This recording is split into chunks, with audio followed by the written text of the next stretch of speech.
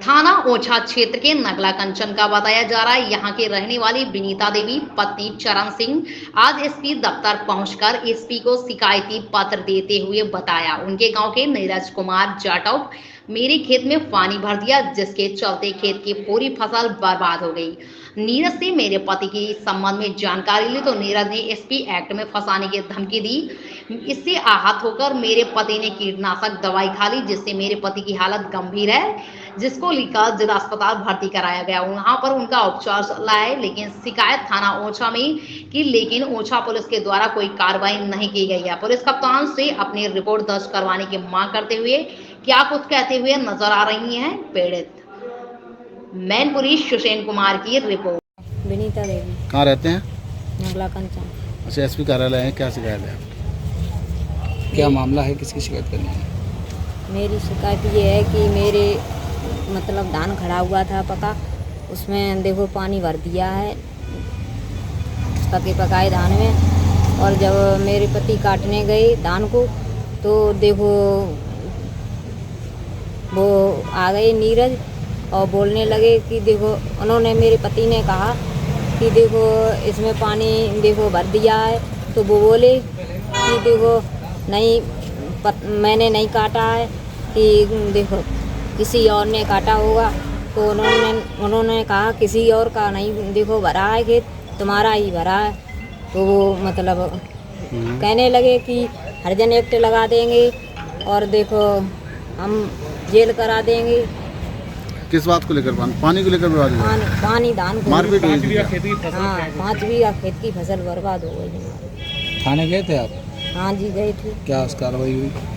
कुछ कार्रवाई नहीं हुई। अब आप क्या चाहती हैं? 5 बीघा जो फसल का कितना? लगभग 80,000 रुपये। सिंह जो मेरे भाई हैं, उनका खेत 5 बीघा है और वहीं पास में नीरज का खेत है। नीरज ने अपनी फसल भरी और मेरे भाई का धान पका हुआ था, तो उन्होंने मेरे भाई के खेत में पानी काट दिया। जब भाई सुबह फसल काटने के लिए गए कंपाइन लेकर के, तो उन्होंने देखा कि खेत में पानी भरा हुआ है। नीरज को कॉल की, नीरज नहीं आए। नीरज लगभग 3-4 घंटे बाद आए, तो भाई ने कहा अब बता मैं क्या करूँ इसको, अब मेरी कंपाइन से तो फसल कटेगी नहीं, अब इसको तू हाथ से काट के दे। तो बोले मैं नहीं करूँगा, तुझे जो करना है वो कर ले। भाई ने कहा देख फिर मैं FIR कर दूंगा तेरे नाम में। बोले तू करा, फिर मैं तुझे बताऊंगा मैं क्या करता हूँ। भाई ने कहा तू क्या करेगा?